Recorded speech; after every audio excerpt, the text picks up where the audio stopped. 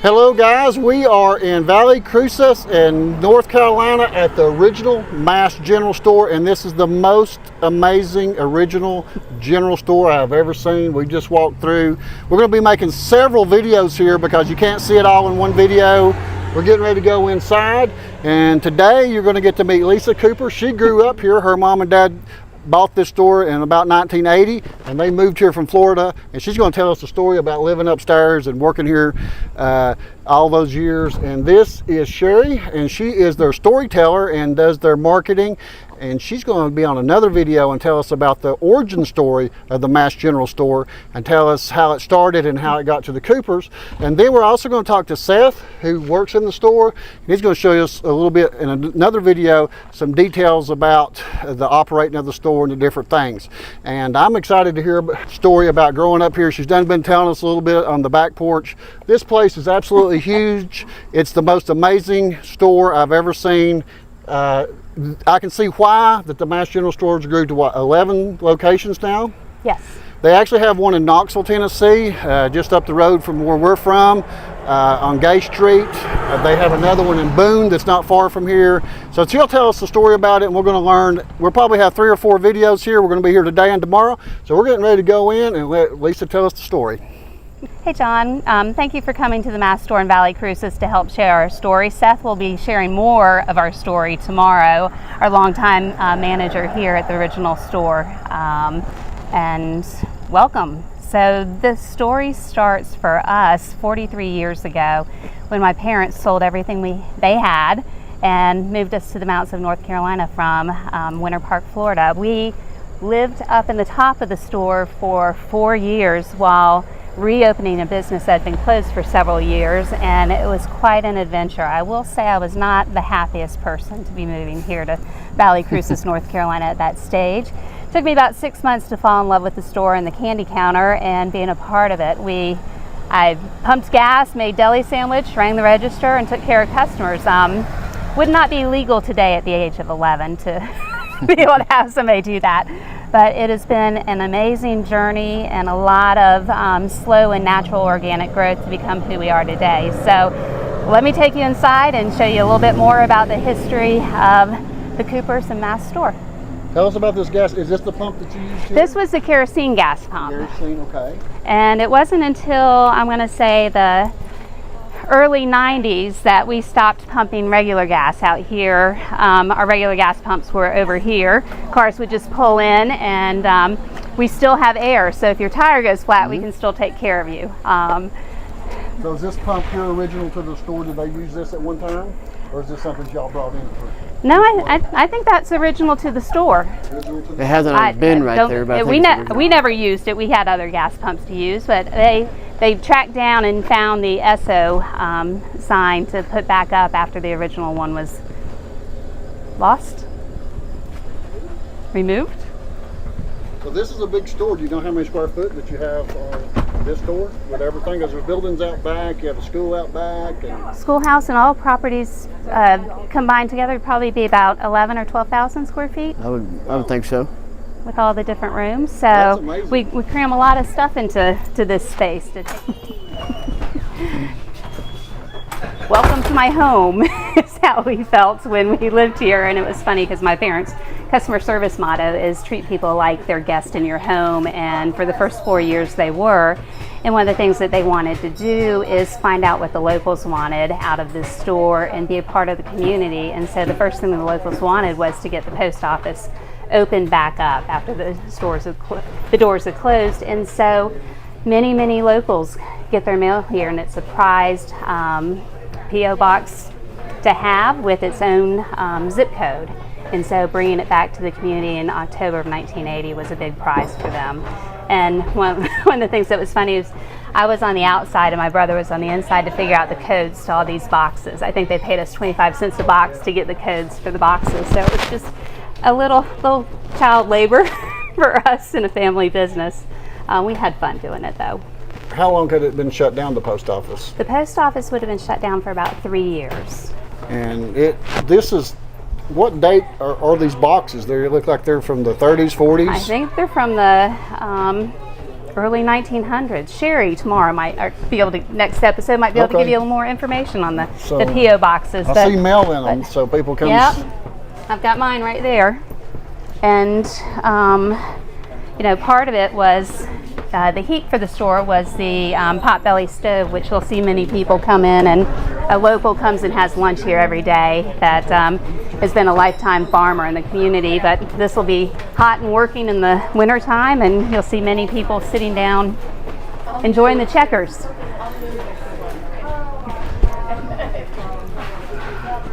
So they recruited a local hardware salesman when they opened up the doors to help figure out the value of the hardware and what to sell stuff at. If they sold enough nails, what would the cost to replace them be? And so many blessings to have that help come through and help kind of assess the inventory and make recommendations on how to keep it true to a general store. You'll find a lot of products that we've continued to carry on with, the enamelware, cast iron.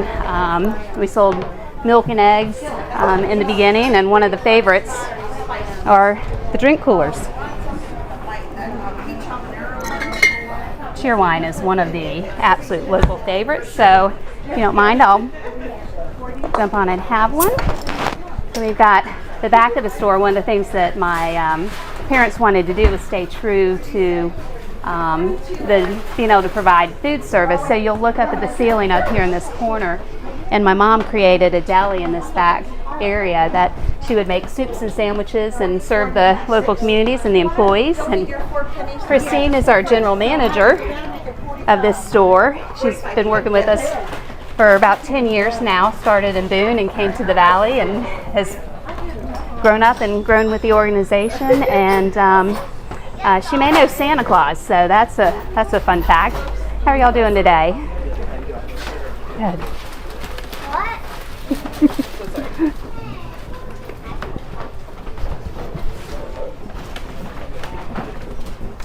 So when they opened the doors, the inventory and money could only go so far. So we had the front room opened up, and this was the second room to open up, and we only had about half of this opened up because we didn't have the merchandise to fill the whole thing. So it was a natural growth. As they sold some sort of product mix, they'd find another, and they continue their path of what do we expand into and what makes sense.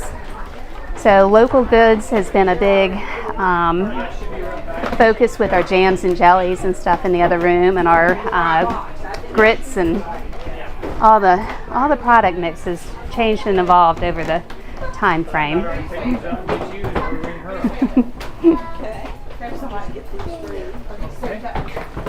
So when you all bought the store, was there still some original merchandise still in the store? There was some original merchandise still in the store, and their goal was to build on it. And one of the things is understanding the products of the past that make sense. And a few little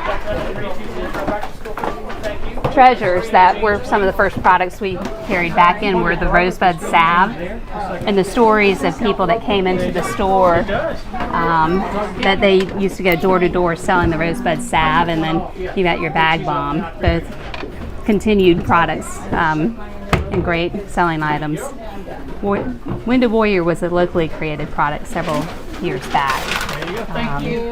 Here we are with Alan Mast, who is a longtime historian and hysterical treasure of Mass General Store. A lot of family ties to this place, and he's got a little something to show you if you've got chicken to trade in. Yep, show you where we kept them. I think that's how that would be funny. Chickens.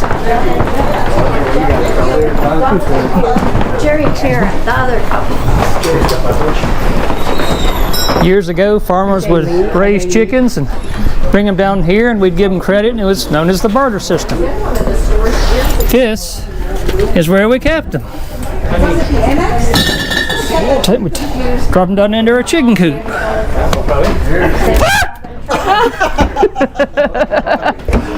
So the story goes that people would bring their chickens down here, trade them, and then they climb under the store and pull them out and take them to the other store and trade them again. So mother, granddad down there until that happened once, and after that they realized it and then stopped that.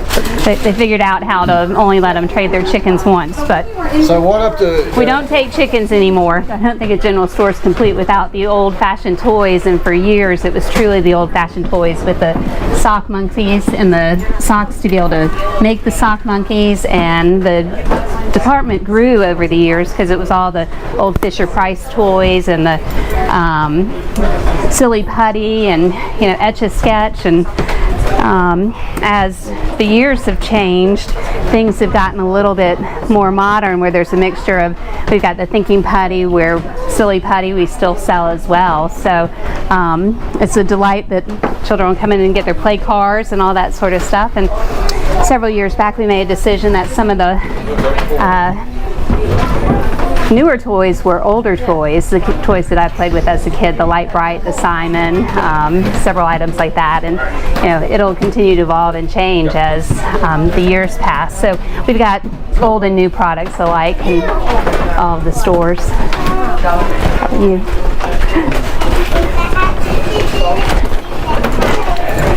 So the venture into the upstairs, we didn't have any customers upstairs, but my parents chose to only take a portion of it to make it our home in hopes that we would grow into the space upstairs. So product mix has evolved over the years with the housewares and homewares upstairs, and now we've created a little Christmas shop. So really? We love having a little Christmas story out there, and then a pet story. And we moved in some rocking chairs where we used to have our living room, and be careful, all the floors are creaky and all.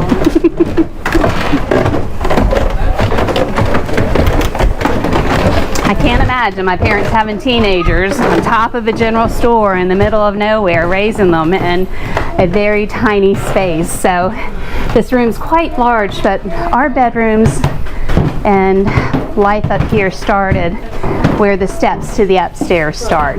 So this was all closed in, and you would be walking through our one bathroom right now and into what we had as our kitchen right in here. Our dining room table would sit right here, and this is what the locals knew as the after-hours store.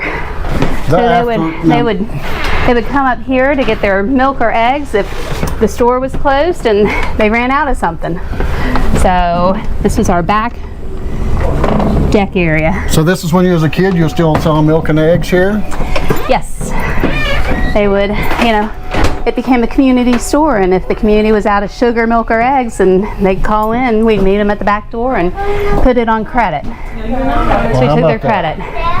So part of that evolves. This would be our front door to our little cozy apartment right in here. I think I'll have to get the key. Okay.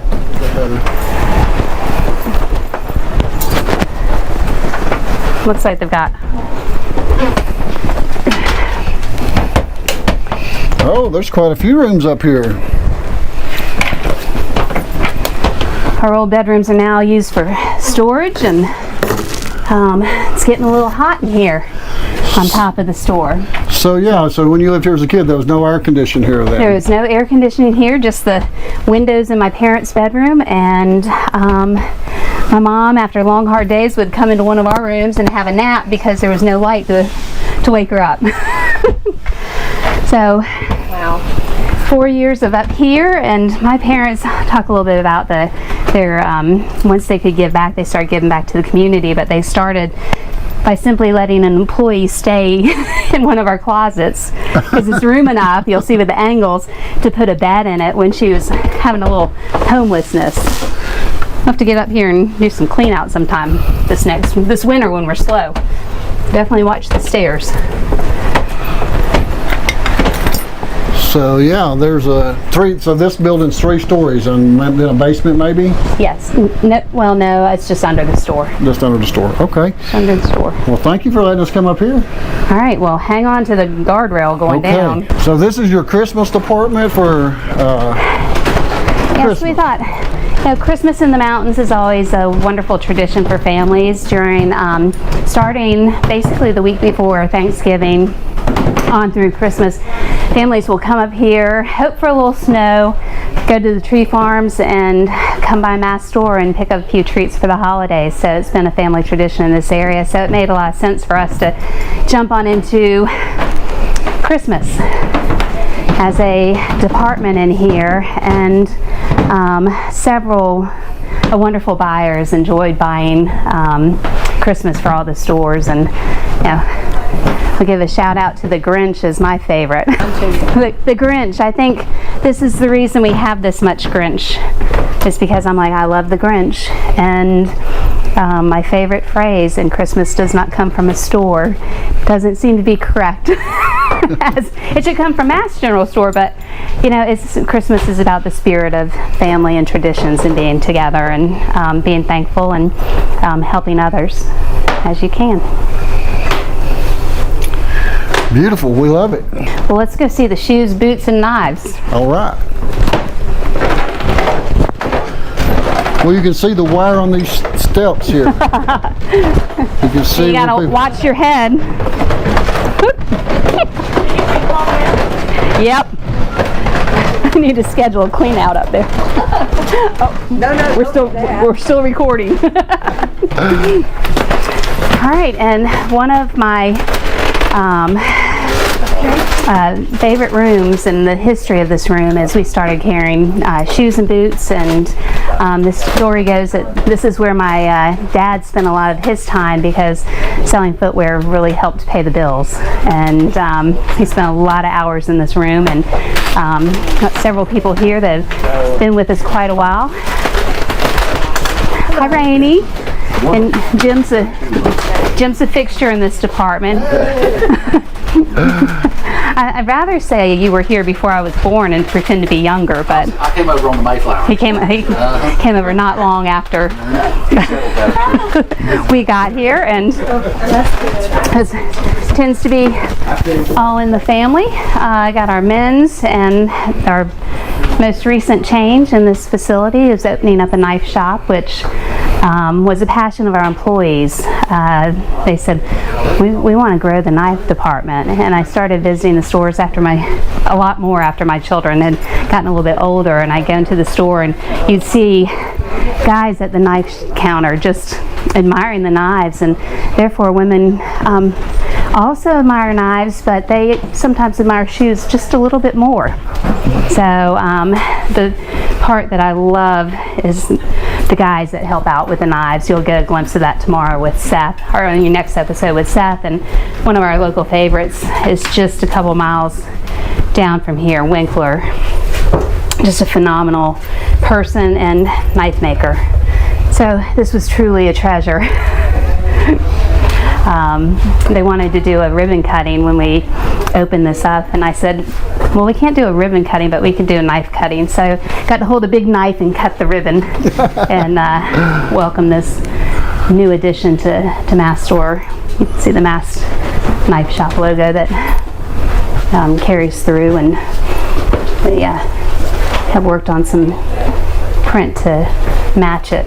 But this was the room that was the old feed and seed room, and when we got the store, opened back up the doors, there were cases of popped open Pepsis and colas, and just a mess, if you could imagine, shutting the door down and not opening it up for 2.5 years.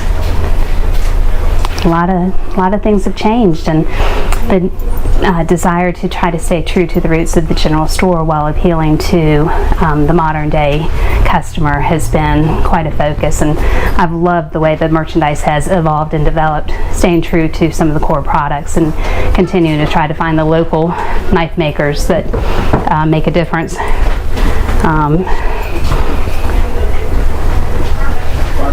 These guys will be able to tell you all about it, but these right here just came in a while back, or just like a couple weeks ago, and amazing knifemanship.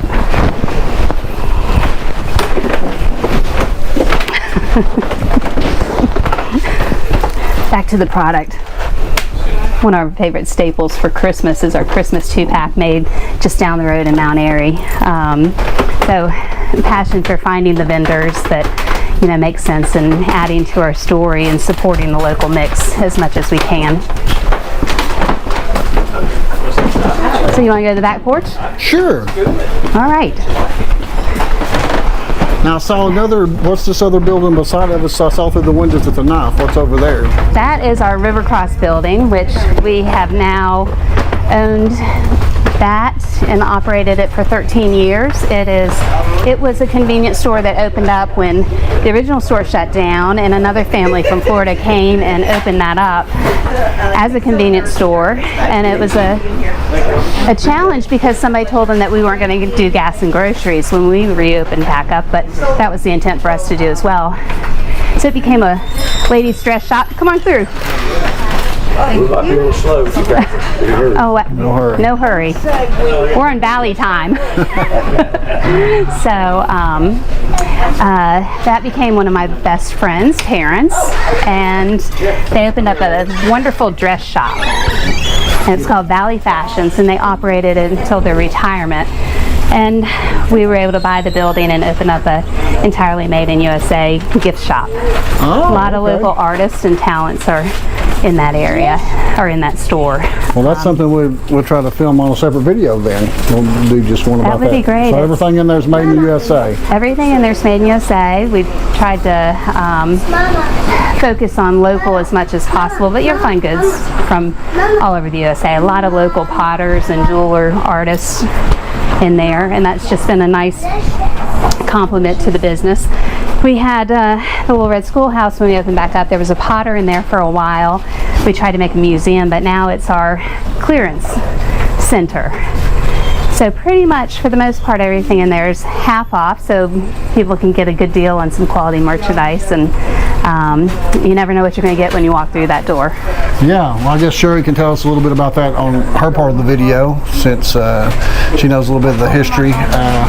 So very often on Saturdays you'll see musicians come and play on the back porch. Oh, okay. Which is a wonderful addition. You'll have a bunch of people sitting out here having their sodas and moon pies and peanuts and popcorn now.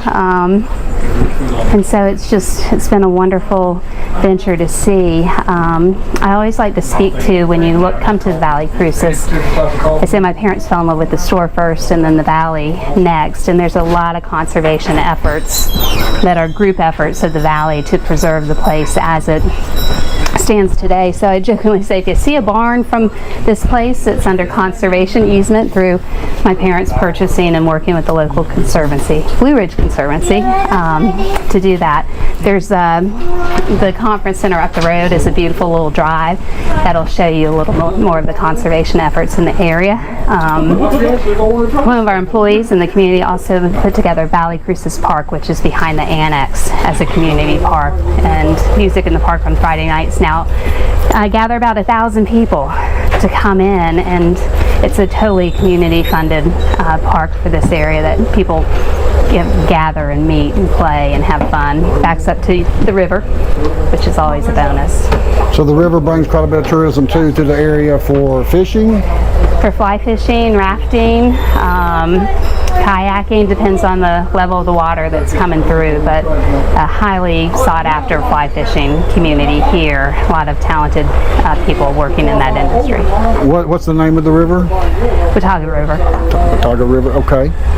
Well, alrighty, well, I appreciate the tour through today, and we're looking forward to talking to everybody else, and I'm imagining that you've got a childhood a lot of people dream about, growing up in a general store. I can tell you, get emotional about it a little bit, but so many blessings have come from growing up here, being a part of this, really seeing the work and effort that my parents put into the growth of this business, and also being along for the ride to help and support it. That the story never quite ends, as when the pandemic hit, we shut down 11 stores, and the blessings from that are we got them back open. We were the donut hole of retail, and we had over 500 employees. So we just had to kind of close our doors, and as you'll find out, my favorite line on a job description is, "and other duties as necessary." I was packing and shipping some boxes during the closed down dark days and figuring out with the team how to get things going, and you're only as good as the people you are surrounded by, and every store has kind of a family network, so it's a family stores in each community, and we take that to heart. It's a lot of fun. Thank you. Making me cry. Sorry. Somewhere we need to touch on, we're an employee-owned company too. Yes, I read about that. We have over 250 employee owners in the company, and you know, the longevity of people. That's my favorite. It's like, how long have you been with us? And you know, I try to remember, but we celebrate our anniversaries starting at 5 years every year at the conference center up the road that I told you about. So it's really trying to honor the employees that work with us and what they do. That's great. And I'm blown away that I get to come to work and work with these great people. Truly a blessing. Absolutely. I don't know how I'm going to retire. I don't think I can.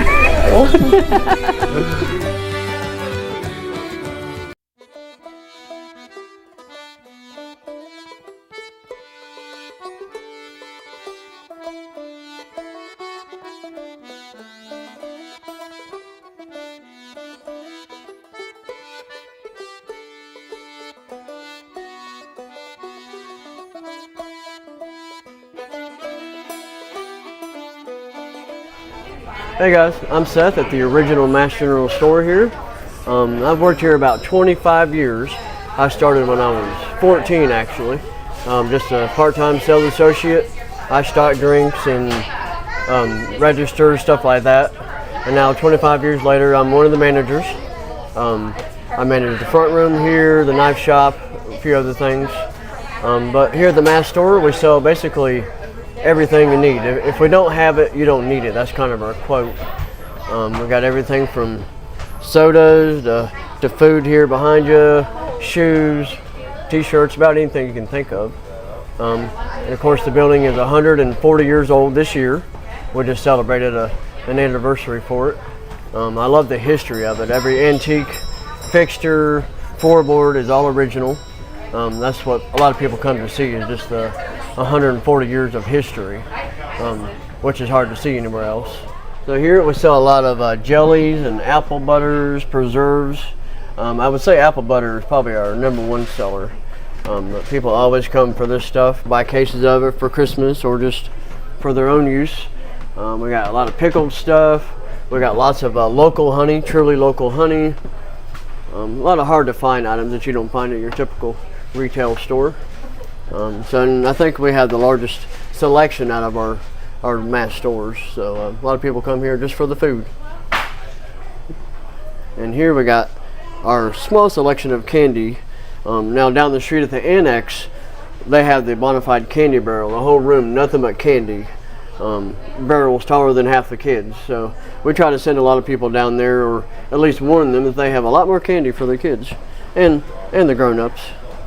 And they try to find a lot of nostalgic candy that, you know, you can't find anywhere else. So we got a good team of buyers that can find that kind of stuff.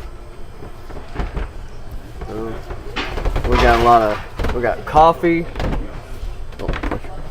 Coffee down here. We got teas, coffee mugs, about anything you need. Oh yeah, I like the coffee mugs. Oh yeah. I'll have to get me one of those. Yep. We got hot chocolate. We got a lot of hard to find sodas.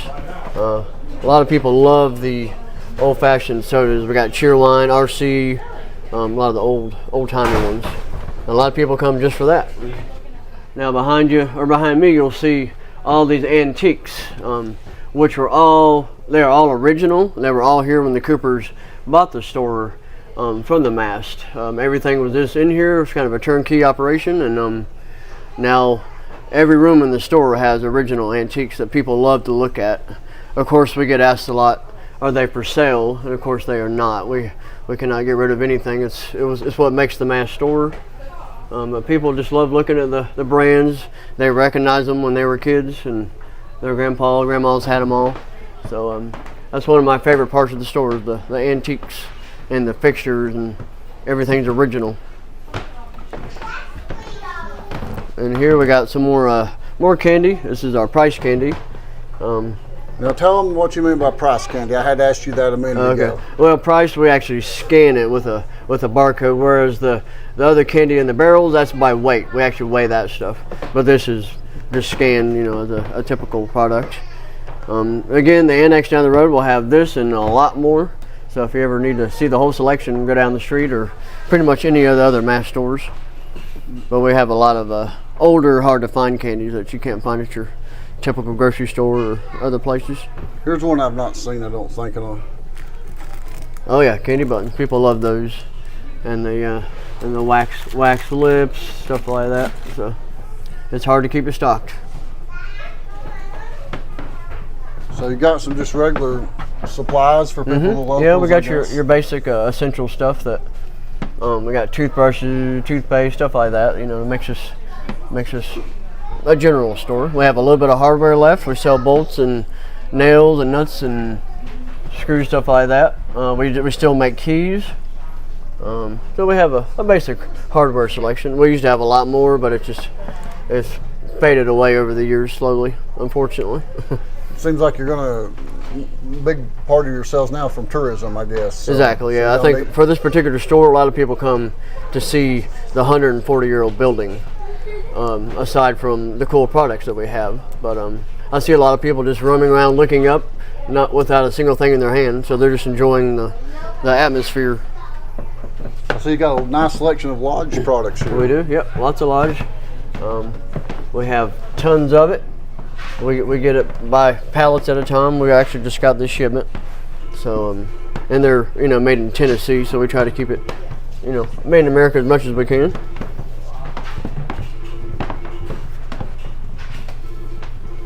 So the lodge products is got a lot of different types of cast iron, don't they? I've never seen. Yeah. I don't guess I've seen quite this big of a selection. Right. The frying pans. We sell the pans the most. We got a lot of the accessories, and everybody says I have my grandmother's cast iron skillet. I hear that about every time I sell one. So you can see how long term they are. So it's definitely a good general store product. I see some interesting cabinets I didn't notice yesterday. Oh yeah, these are original to the store. These are original. We still have them full of bolts and nuts and washers. A lot of the locals will come get it. A lot of local farmers. They don't sell like crazy, of course, but they are all original.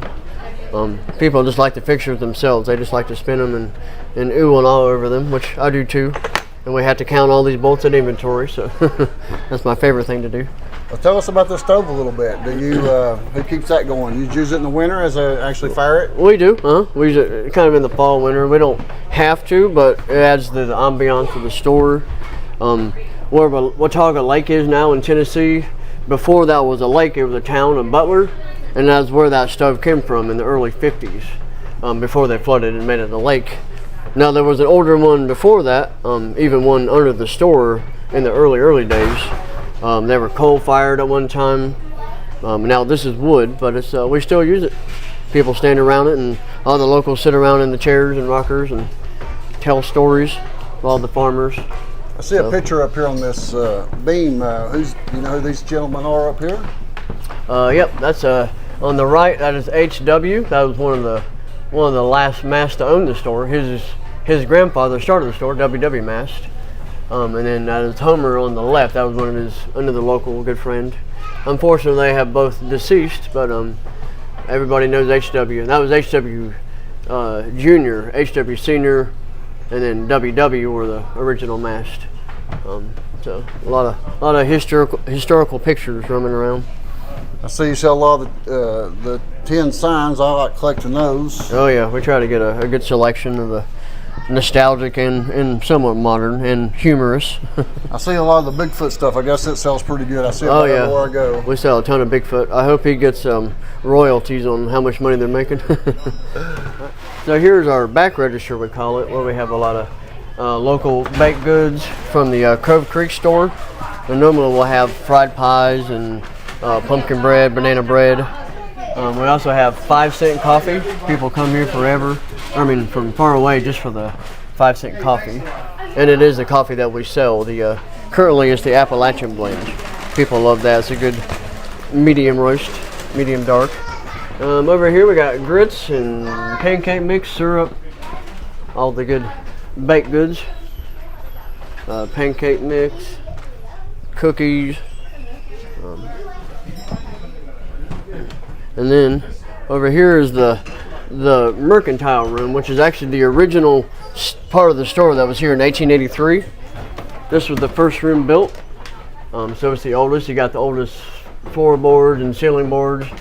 If you look a little farther, you can see the line in the ceiling and the floor, and that from there on, that was what was added out and over probably before 1900. But and of course the upstairs was here in 1883 as well. But this is the oldest room of the building, and one of my favorite. And it stocks the t-shirts, the children's toys, kitchen, just mercantile items. You got coffee mugs, we got apothecary, Burt's Bees, stuff like that. So basically everything for a general store. But if you look at the floorboards, you see how that's 140 years of moving back and forth. See how the nail holes have expanded and contracted. So this is all original. And we got dishes, got our register up there. We got some kitchen gadgets here, basic cooking stuff.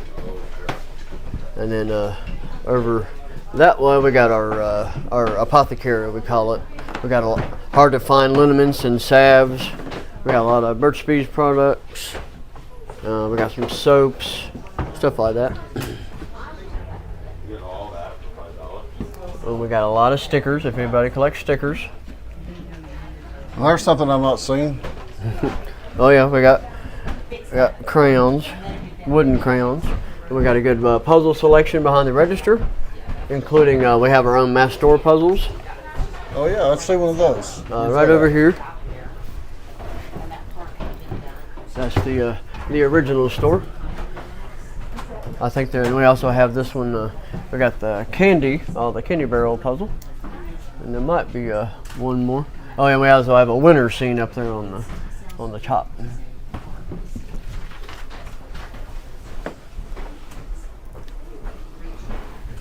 So they can take a little bit of the Mass General home with them in a puzzle, can't they? Exactly. Yeah, they sell very well. So right here, you was talking a few minutes ago about where they added the store on. We can see the seam a little bit better now that we're up here. Exactly. Yeah, you can see that in the floor right there, right where you're standing. See that line? So that forward, this was the original part, and then it was added on out this way, and to the left and to the right. Like I said, before 1900, generally, a lot of stuff was, it came at different times, but in general, this is now, the original. One of my favorites, Seth. Right here, when I was a kid, I used to love these little balsa wood airplanes. Oh yeah. I didn't see those when I was in here yesterday. Yeah, those have hung there for quite a while. All the dust on them. Now, do y'all sell those here? We do. We have for years. Yep. Okay, nice. And again, all the antiques in this room as well are all here. They're just put up there for display, but everybody wants to buy them. And you can see some more photos over here if you want to check out what it used to look like.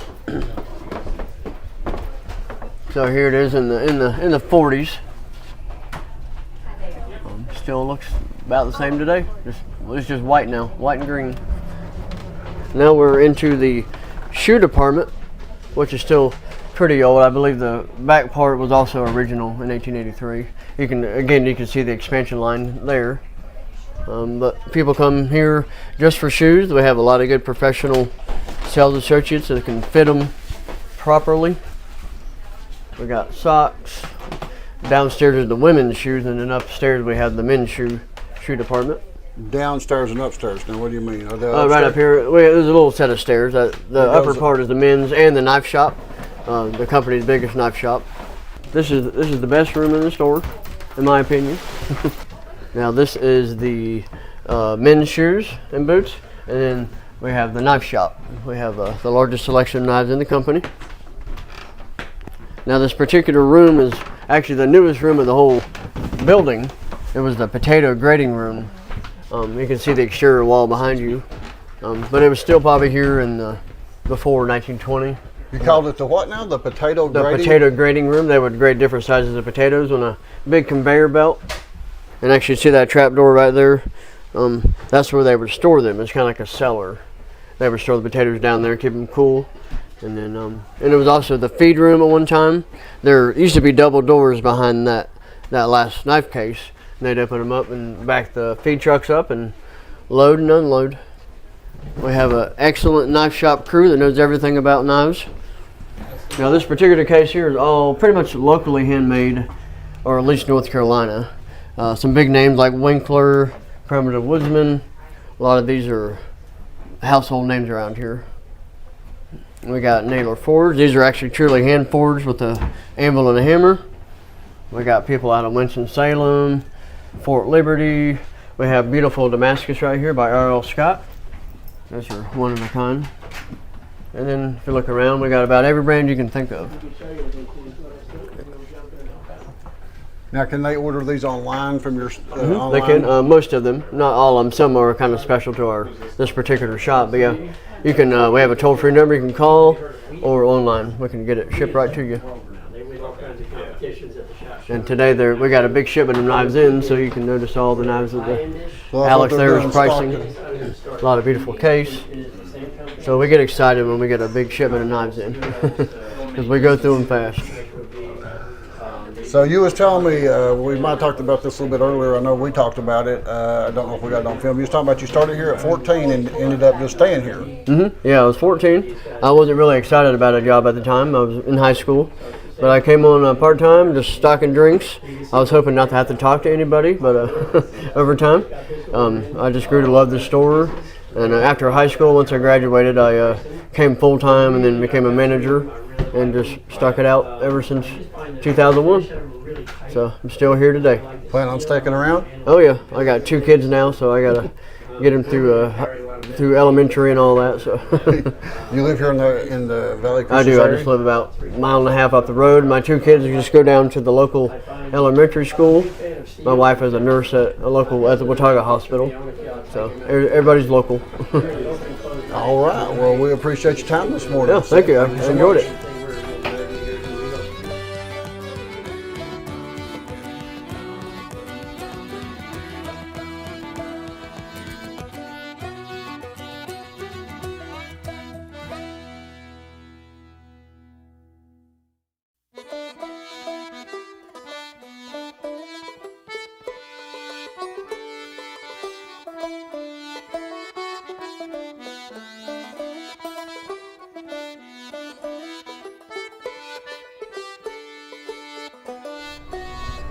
Hello guys, it's John Ward with the Appalachian Channel. We're back again with another video of the Mass General Store. Hopefully you watched the video with Lisa Cooper, the daughter of the Coopers who started this store, opened it back up in about 1980. And they have grown over the years to the point that they have, what, 500 employees?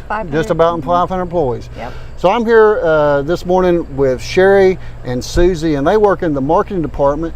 And Sherry is known as their storyteller, and she kind of knows the history, and Susie's kind of shadowing her today and kind of learning, and she remembers the store as a child. Yes. And so she came here as a kid, and then later on now she works here. So that was interesting to me that you remember coming here. Yeah. And you've been here how long now?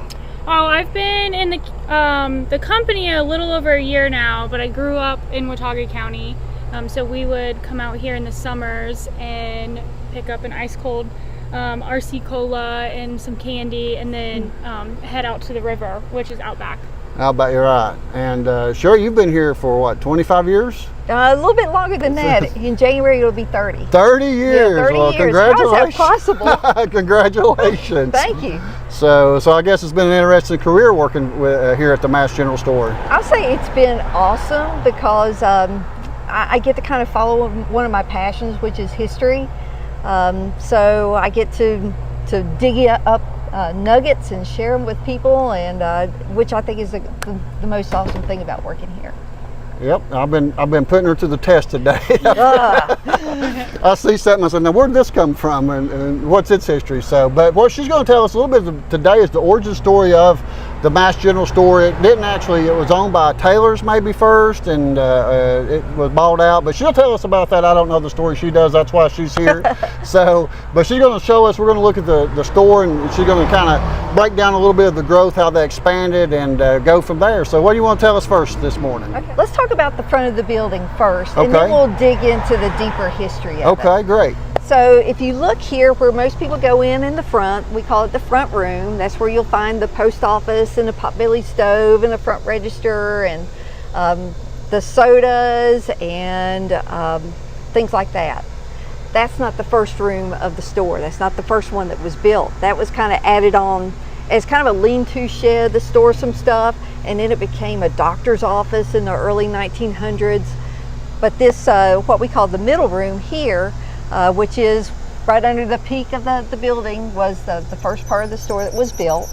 It was built by Henry Taylor in 1883, and actually what he did is he owned a store here with a man named Moore called the Taylor and Moore store. It was built around the 1850s, and it was across the road, and I'm not sure what happened with the partnership, but according to a ledger that we have from 1861, they were still business partners, and we could see, you know, what people would come in and buy and barter for products at that point in time. So he decided in 1882 or so, I need a bigger store.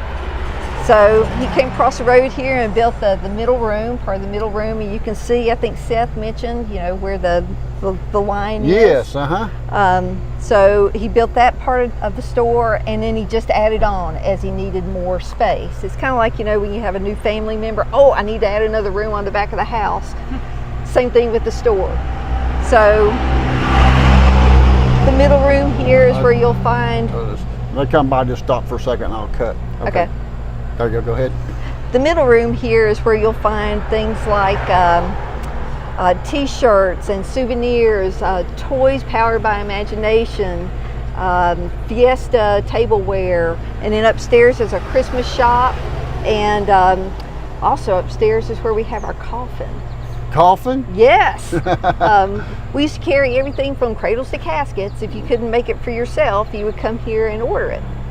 So the coffin we have upstairs is a very rudimentary one that would have been probably made by someone in the community. It's more or less a pine box. But we did business with a company called the Bristol Coffin and Casket Company. So people could come in and order a ready-made fancy casket, or they could order handles or the inside vestments for a casket if they're going to make their own. My neighbor in Boone grew up here, and he was into logging. He told me that when they would cut down a buckeye tree, he said it's a sorry wood, and the only people that would take that would be the Bristol Coffin and Casket Company to make cheap coffins. So on the far end, which is where we have the shoe room now, that was what was the feed room at one point in time. So you walk into there and find chicken scratch and cow chop and horse feed and stuff like that. And then the room that now houses the knife shop, that was the potato grading room. So there are two double doors on the front of the building that lead into what was the potato grading room. So people would bring their pickups or their wagons or whatever and unload their potatoes, and they'd be graded A, B, or C using, which is by size, using a crank to separate them by size, and then they'd be taken to market. So that was part of the way that people would pay for whatever they're getting from the store through the barter system. So this is the potato grading room. These two double doors here is where it would lead in to where the potatoes would be stored and graded. These at one point in time would open, and people could easily back up their pickups or their wagon and drop the tailgate here and just unload directly into this area. So it seems like that the store had a little bit of everything, I guess. Caskets to potatoes to about anything a person would need, huh? Yeah, I mean, anything that you couldn't make or grow yourself, you'd come to the store to do that, to find that. So it might be school books. You order your school books from here or buy your school books here. your brogans, your galluses, your overalls, all kinds of things, horse collars, plow points, horseshoes, all kinds of stuff. So so it sold at some point, we talked about that, about it selling to becoming to a new ownership, what, in 1897 was when W.W. Mast, William Wellington Mast, bought half interest from Henry Taylor. Okay. And so they kind of operated together. We're not sure exactly when the full transition happened, because I've seen different dates in different places. But around 1913 is where it became pretty much cemented as the W.W. Mast General Store. So beginning at that point in time through the early 70s, it was operated by a member of the Mast family, which could have been, W.W., it could have been Howard, it could have been H.W., and then a couple of in-laws came in and out during that period of time, but it was all family operated until it was sold in the early 70s. So did they live upstairs or use the upstairs for store space? I think that was probably store space, because W.W.'s house was right across the road. Oh, okay, so W.W. lived over here. Yes. All right, so that house is still, looks like, in great shape. Yeah, pretty good. It's owned by some of the Mast family still, and they come up on certain weekends during the year and have a good family get together there. So you just had to come across the street to go to work then? Yep. Yep, or people would come knock on your door at all hours of the night and say, hey, I need a insert, whatever. Well, let's step inside and look inside for just a few minutes. All right. Woo. Lots of people in here today. So what year do we think the post office got put in here originally? Depending on what you hear, it's kind of gone back and forth based upon what political party was in power in the county. I think some of that might be made up, but it makes for a good story, and since I am the storyteller, I'll tell you the story. So the Mast family here are staunch Democrats. The Farthing family, which is down at the annex, which we'll visit here shortly, they were Republicans, and so after an election, if the Democrats won, well, the post office was here. If the Republicans won, well, the post office was there. Don't know if that's true or not, but it's a good story anyway. And there's kind of a Romeo and Juliet element to that as well. But this was brought here, I want to say it was in the early 70s, and it was because Alvin Farthing was required to retire because he'd reached retirement age. And even if you're a postmaster, when you reach a certain age, the government says, this is your retirement age, you must stop. So he retired, and so H.W. Mast went down to the annex and pried the post office up off the floor and loaded it into a 3/4 ton truck, and had enough people with him that they could stand like this behind the mail as it's on the truck as it comes to 2/10 of a mile down the road, so they don't have to take the mail out of the boxes and put it back in the boxes and then put it here in the store. And this is where it's been since the early 70s. So the store closed in the late 70s though at some point. What do you think was the cause of that? I think there was a lot of reasons for it closing. It was the winter of '77, and the owners closed and promised that it would reopen in the spring of '78, and that just didn't happen. Starting in probably the 50s, this area changed from a more agrarian economy, people farming, raising cabbage and tobacco and tomatoes and things like that, to going to work in town, because we had all kinds of factories open at that point in time. We had Vermont American, we had a shoe plant, we had an International Resistive Company, and a couple of other things. So people were finding work in town, and it was convenient for them to stop by a grocery store or a supermarket to pick up whatever they would pick up normally here on their way home. So as things began to change, it became harder and harder for a general store to stay open. And it's actually kind of surprising that a store this large would have stayed open until the 70s, actually. But when it was sold in the early 70s, we were one of the longest purveyors of Standard Oil, or Exxon, in the country. So they helped us get the store listed on the National Register of Historic Places, and we had hopes that that would help bring more people out here to see the store, and would help in its preservation and bring business. And the group that was operating it was a professor at ASU and a doctor from Atlanta, and it was just hard, is what it boils down to. It was just hard to have business here, particularly in the winter, because if you're not at the ski slope or you're not in Boone where people are staying, you just didn't get the traffic out here. So that was a rationale for closing in the fall and then hoping to reopen in the spring. Luckily, the Coopers had visited the store before and knew what was in here, and found it inviting and engaging, and were just kind of drawn to it. So when they found out it was for sale, they said somebody should save that. And Faye said, somebody should save that. We just didn't know it would be us, meaning the Coopers. So it's incredible the work that they put in, and the love of community.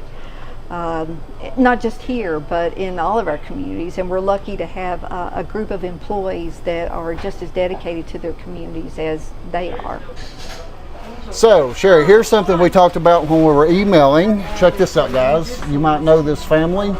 This is the Gunther family from Muddy Pond Sorghum. Y'all sell this. Yep.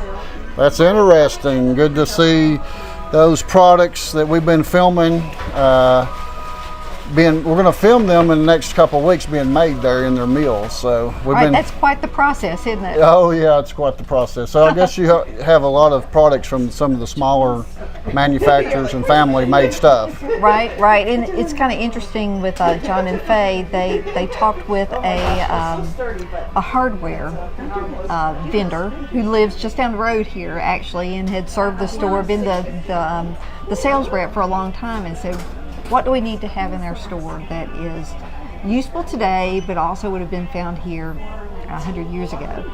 So he kind of helped advise them, and he also worked for a company that we've done business with since the 1890s or so. And interestingly, we've talked about Knoxville a lot. A lot of the goods that we ordered back in the day, so to speak, came from Knoxville along Gay Street. Okay. From McClung, and it's now a brewery just down the street from us. They were a wholesale distributor, McClung? Okay. I've heard that name, but I'm not familiar with them being a wholesale distributor. So.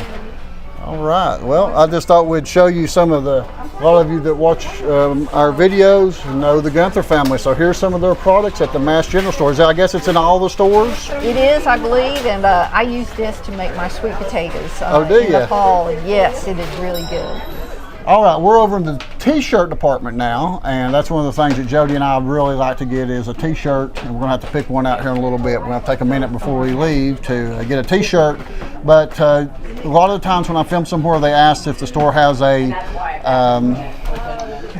website where they can order, and most of the time, no, they don't, but you all have a huge website, and it's a big part of your business, I'd imagine. It's growing, and we try to make our website experience as much like what we're having today as we can, but that's virtually impossible, so to speak. But yes, you can order most anything on the website, and if you don't see it on the website, you can always call our customer service, and they can help find whatever it is you're looking for. And to find them, I'll try to put a link in the description, but all you got to do is type in Mass General Store and it's going to come up on Google, so to find you all. Right, or just go to massgeneralstore.com. Massgeneralstore.com. And it'll come up with lots of stuff and lots of information for planning your visit, a deep dive into the history, not only of the Valley Cruces stores, but also of any of our stores.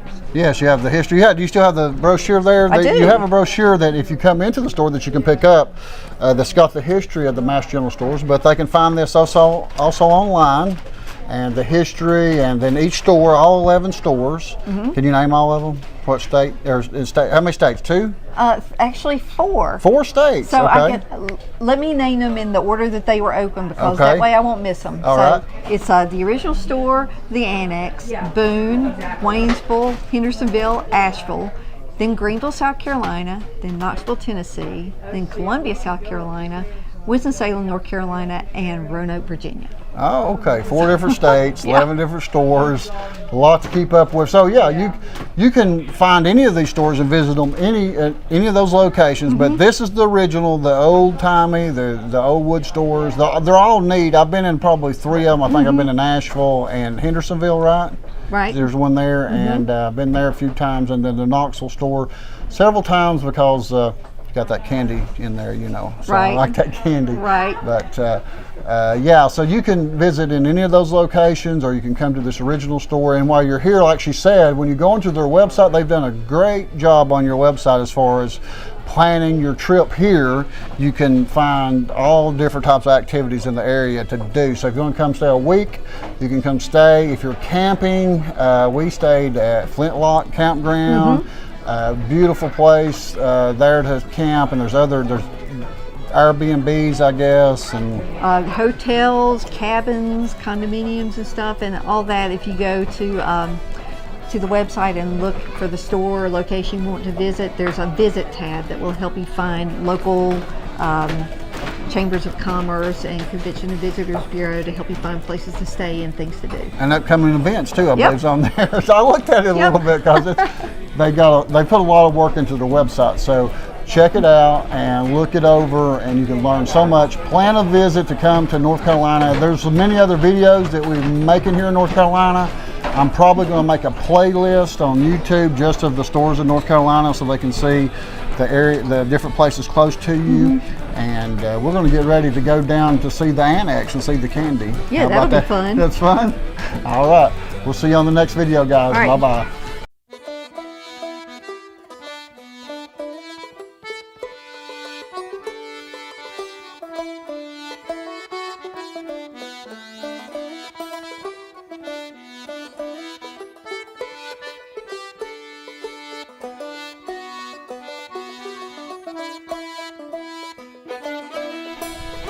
All right, we're back again with another video about the Mass General store, but we're here at their Annex store that's just about, what, a tenth of a mile or something? 2/10 of a mile down the street from the original Mass store.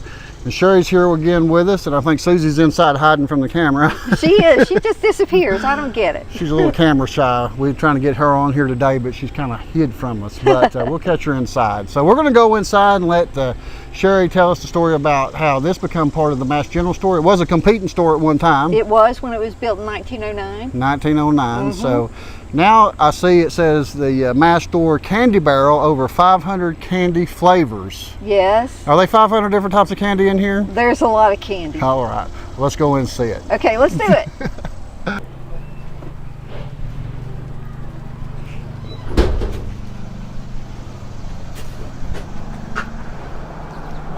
So what are you looking at there? Caught you! Oh my gosh, you scared me. We was just talking about you on camera, that you was hiding from us. I wasn't hiding. I am working on a secret little project. Oh. I was just looking at the watermark signs that we have in front of the store here. You can see the dates and the events in which the water levels rose in front of the store. So the flood in the 95, but then we've got Hurricane Francis, and most recently Ivan would be the tallest water point. So that comes from the Watauga River here? Actually, it comes from, I think it's Dutch Creek right over here. The creek, okay, it's coming out of the creek. So has something been done to correct that flooding problem? We'll say that we have a unique way to handle the water now. So when we know there's going to be a water event, we have sandbags that we deploy in front of all the doors, and we also have kind of a funnel system inside where we flip open the hole in the floor basically, and funnel the water down underneath the building. Well, that's interesting. Let's go and see that hole in the floor. All right.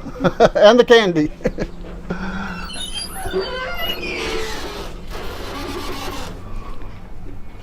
So there's your hole in the floor.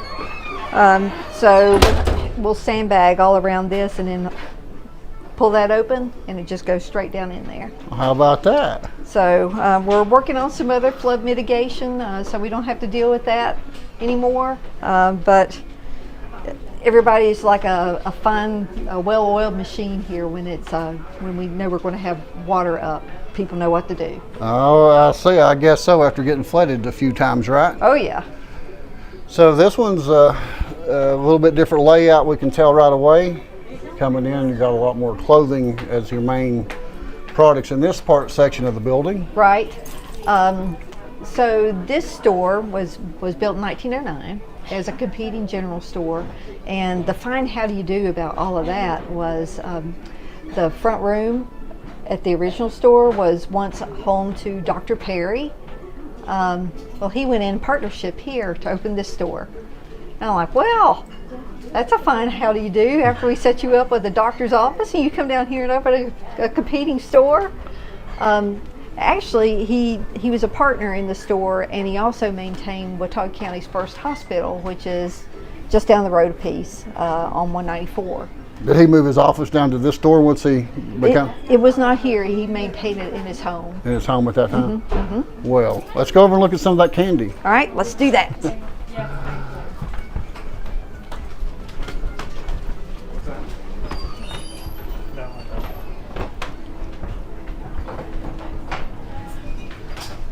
So it's kind of like Halloween, except the trick-or-treating, you get to choose the treats that you get.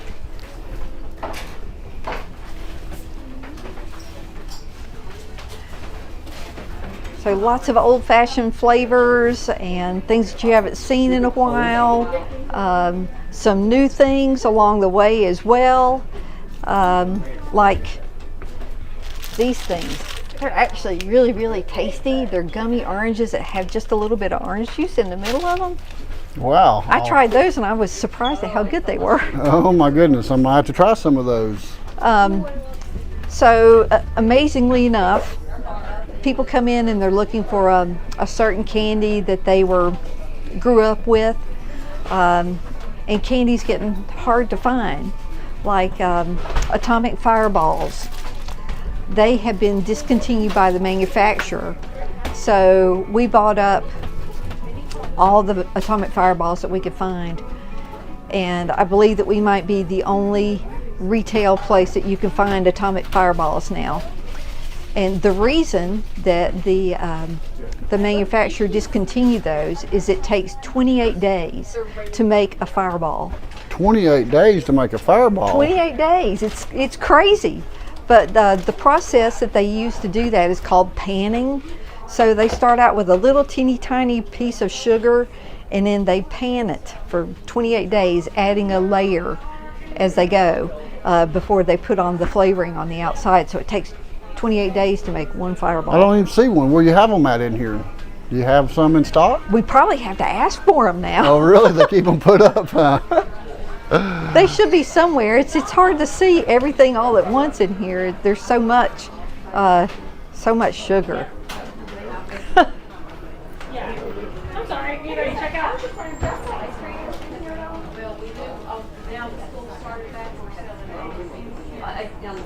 I see you have some of the bottled drinks here also. We do. Knee High.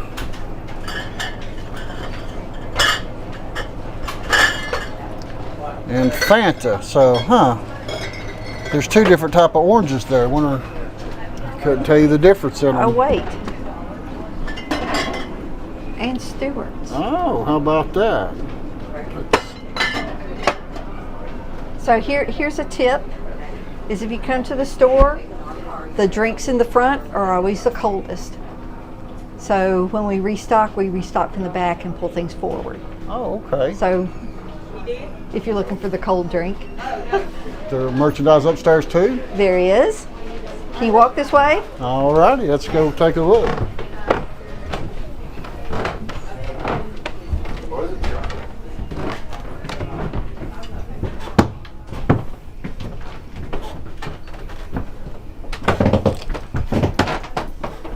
We have lots of dog toys and stuff in here.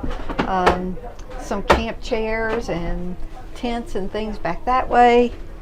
And then when you get into this part of it, hello.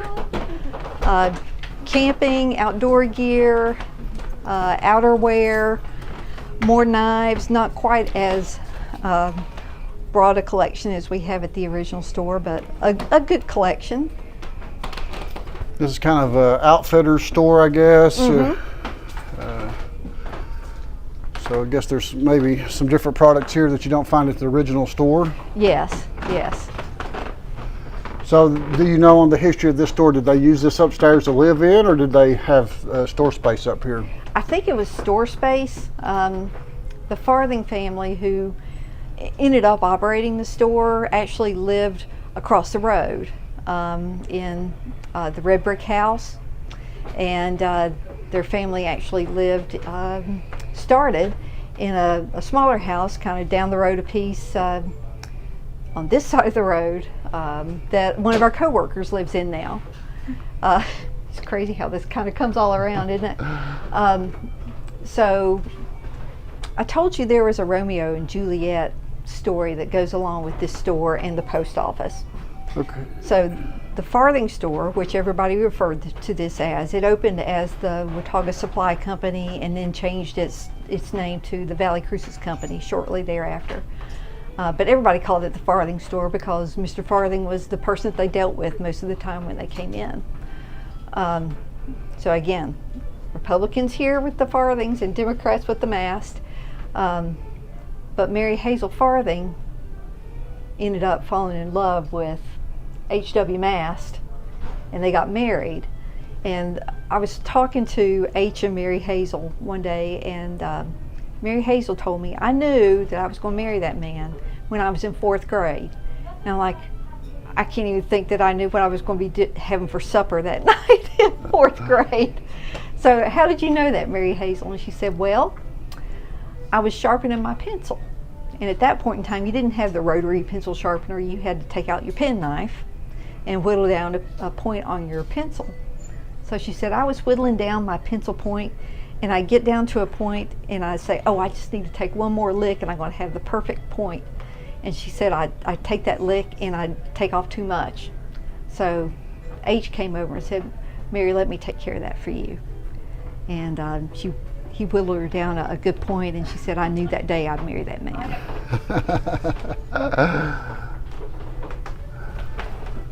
So this store became a part of the Mast store in 1982, and it has kind of an interesting story to how that happened. A couple that John and Faye met once they moved up here had bought the property, and they had an idea of something that they wanted to do. And I'm going to see if we can see out the window here.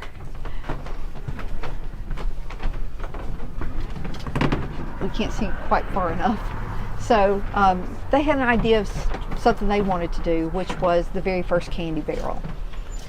And it was getting close to Labor Day weekend, and the bridge that goes across Dutch Creek here was out for repair on Labor Day weekend, which was a big time for people to be coming to the mountains to visit. It's the last vacation before school. And so they called up John and Faye and said, hey, we have an idea of something we're going to do over here. Would you want to bring some of your clothing down here and put in the main part of the building? And they said, well, sure, because otherwise you could either ford the creek or wade through the creek to get to the store, or you could drive 25 minutes a roundabout way to get to the store that's 2/10 of a mile down the road. So they brought down their clothing and put it out for Labor Day weekend, and that's how the annex became a part of the Mast store.